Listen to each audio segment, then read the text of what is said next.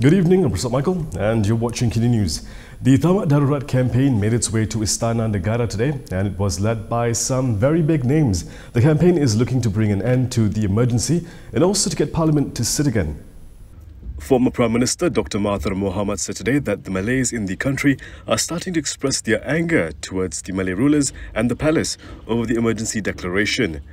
He said this at the press conference held by the Committee to End the Emergency outside Istana Negara today. This is very unusual for the Malays to go against their own rulers. But it is quite clear that very large numbers of Malays are now angry that they are suffering because of this darurat. So I think the government would not inform the Agong about the feelings of the Malays. Not all, perhaps. Some Malay, quite considerable number of Malays.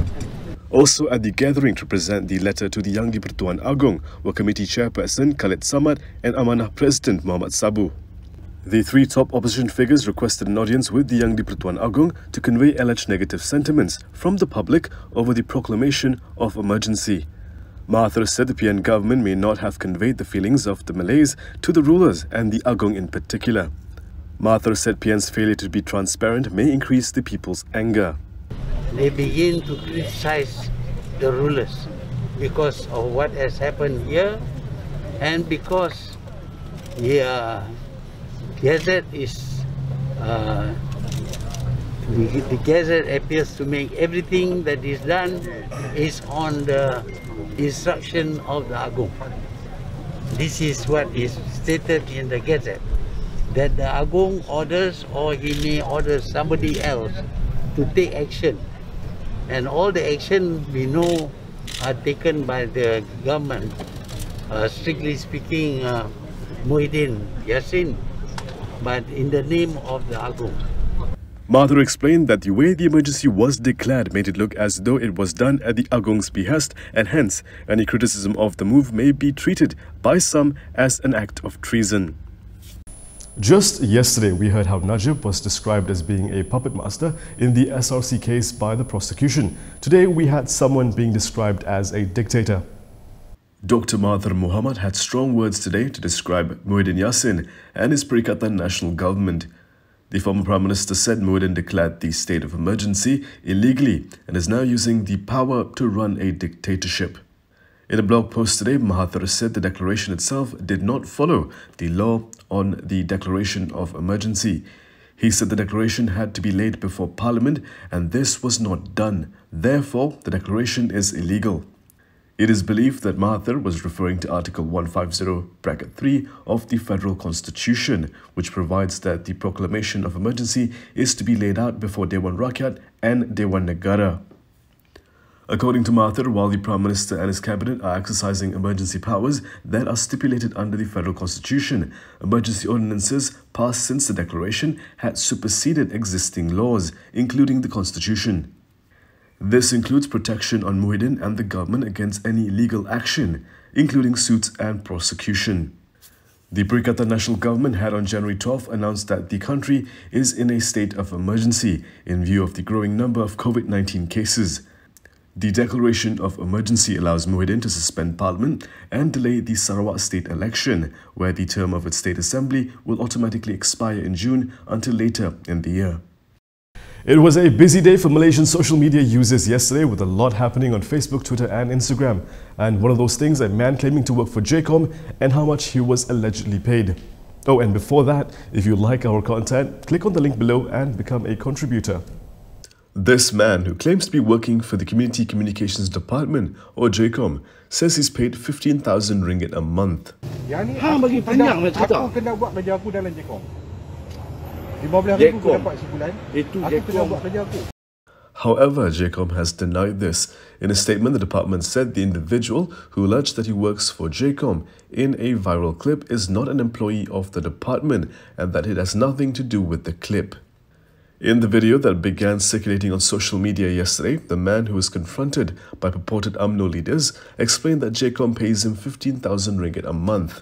While it's not immediately known the location and the reason behind the dispute, a Twitter user claimed that the issue was triggered after the man labelled certain UMNO youth members as cowards.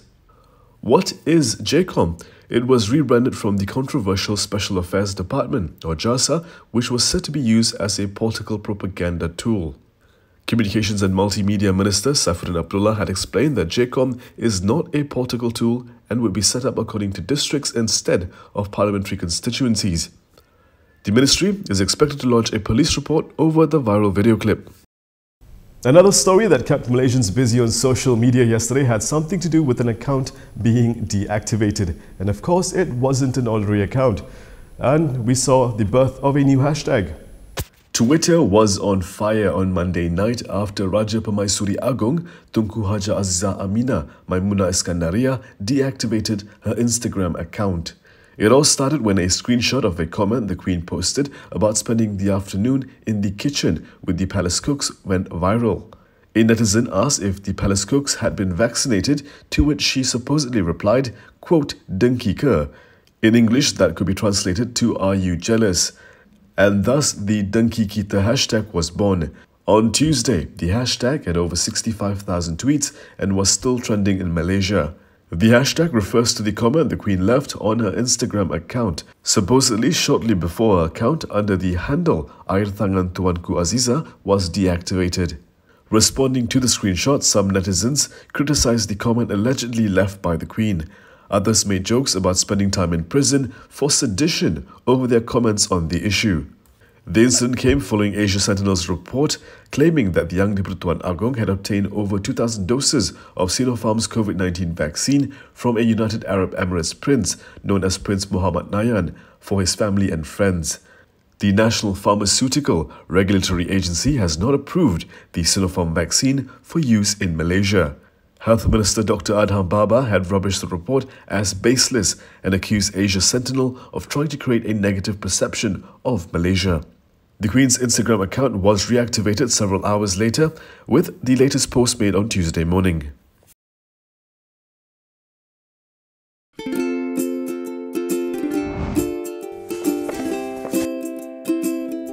Shellfish, red meat, and beer.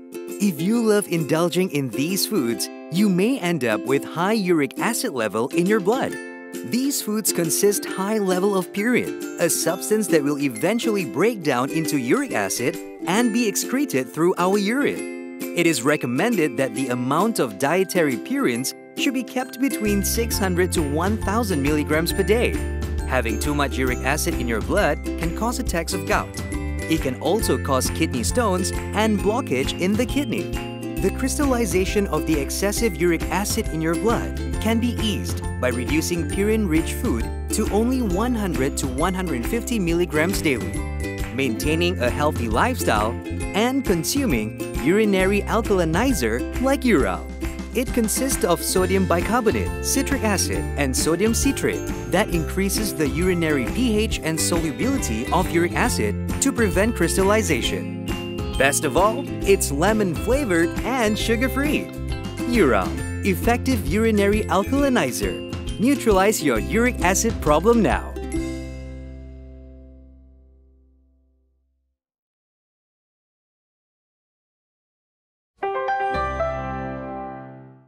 Malaysia didn't do so well in the latest Press Freedom Index. Here's more on that. Malaysia is now ranked between the Republic of Congo and Nigeria on Reporters Without Borders' annual Press Freedom Index. Malaysia ranked 119 after dropping 18 places and is even behind Indonesia, which ranked 113th. The best-ranked Asian country was South Korea at the 42nd place. RSF said Malaysia's press freedom situation improved dramatically after the 2018 elections, but things have gone in reverse since Prime Minister Muhyiddin Yassin took over. It said for the media, the restoration of more authoritarian rule in 2020 has led to prosecutions, police searches, expulsions and violations of the confidentiality of journalist sources. In August last year, the authorities raided Al Jazeera's office in Kuala Lumpur over its documentary on the alleged mistreatment of migrants. Among others, RSF attributed the revival of the Special Affairs Department, which it described as a government propaganda tool, to have taken a toll on press freedom, but did not elaborate. And that is all from me today. For more stories, you can go to kinitv.com. You can also follow us on Instagram, Twitter, YouTube and Facebook for the latest news updates. Before we go, if you'd like to support independent media, do consider subscribing to malaysiakini.com. I'm Prasad Michael. Thank you for watching.